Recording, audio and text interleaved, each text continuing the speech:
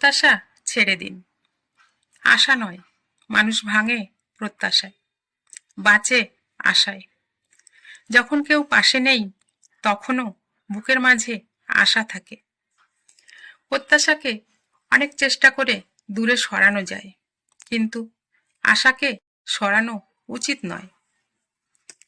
জীবনে আমরা সবাই কোনো না কোনো সময় ভেঙে পড়ি, মানুষের কাছ থেকে, পরিস্থিতির কাছ থেকে, এমনকি নিজের কাছ থেকেও।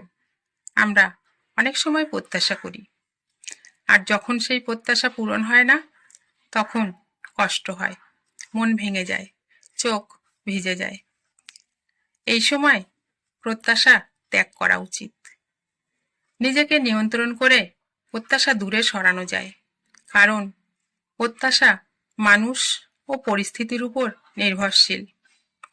কিন্তু আশাকে কি সত্যি সরানো যায়, না সরানো উচিত? না, কারণ আশা মানুষের সঙ্গে নয়, আশা ঈশ্বরের সাথে সম্পর্কিত। যে মানুষটি দিনের পর দিন ব্যর্থ হচ্ছে, যে মানুষটিকে কেউ মূল্য দিচ্ছে না, যে মানুষটি বারবার ঠকছে, সেও গভীর রাতে আল্লাহর কাছে হাত তুলে অনেক আশা নিয়ে বলে, একটা রাস্তা দেখান। এই যে হাত তোলা, এই দোয়া করা, এই যে অপেক্ষা করা, এটাই হলো আশা।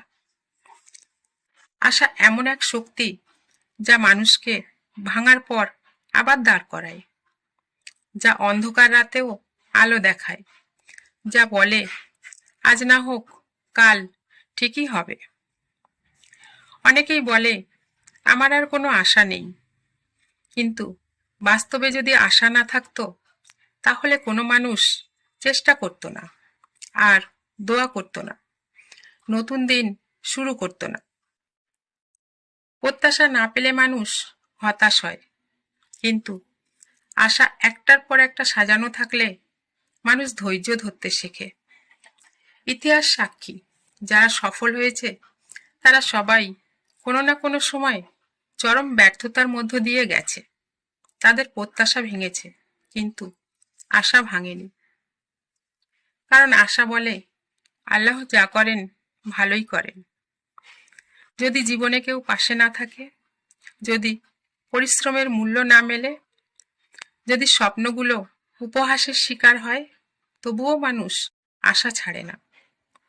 হয়তো আজ নয়, হয়তো কাল নয়, কিন্তু একদিন আল্লাহ আপনার জন্য এমন দরজা খুলবেন যার কথা আপনি কল্পনা করেননি। প্রত্যাশা মানুষকে কষ্ট দেয়, কিন্তু আশা মানুষকে বাঁচিয়ে রাখে।